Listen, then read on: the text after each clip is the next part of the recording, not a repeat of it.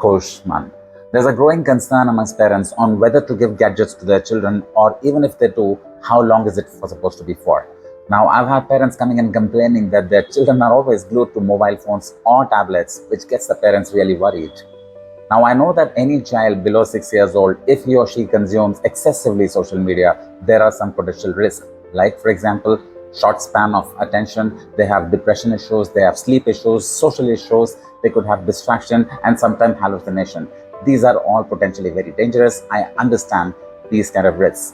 But are the children supposed to be blamed for this? Certainly not. Yes, it's the atmosphere that the parents create, the conditions that they bring in, which further contributes into the conditioning of the child. I've had various parents coming and telling me about various problems that they face due to excessive use of gadgets. But broadly and by and large, I have figured that there are 5 kinds of people, 5 categories of parents. Number 1 is that category which presumes that they are extremely busy in their life, generally very unorganized. They hand over the mobile phone or a tablet to their children because they do not spend quality time with their kids. They think that this is the best way to get rid of their responsibility or the efforts that they need to put in to nurture the child. Second category of parents. Now, these parents presume that they are very organized and disciplined, but in actuality, they are adamant and compulsive. These parents never let their children touch gadgets at all, no matter how much the child craves for it, no matter how much the child desires it, no matter how much the child asks for it. Parents are very clear that they will never ever let the child touch any gadget at all. Now, I'm not saying this is right or wrong. All I'm saying is this has been my observation.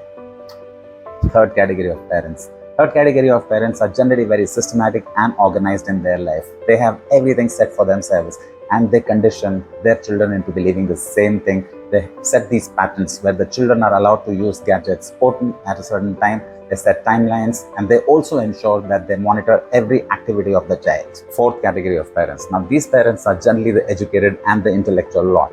These parents only consume good educational content from social media and also encourage their children to learn something from social media which will help them improve their academics. Or if the child is passionate about something, they encourage the child to get access to information from social media which is otherwise not available anywhere around. This will help the child get more information about their area of interest. Fifth category of parents. Now, this is where it gets really interesting. These parents are really, really rare. These people are aware of the circumstances. They know what is social media about. They make the best of social media. What I want to tell you is this. Listen to this very carefully. Now, these parents are really very smart. They understand everything around them. They make their children their best friends, produce content along with their children, make wonderful videos, sometimes just as a hobby, sometimes as passion, and sometimes as a profession, and make millions out of it.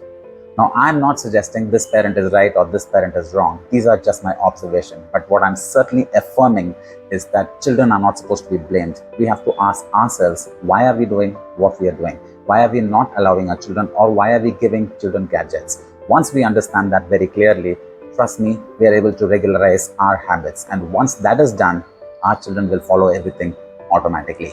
Do not blame the children. That is it. Koshman.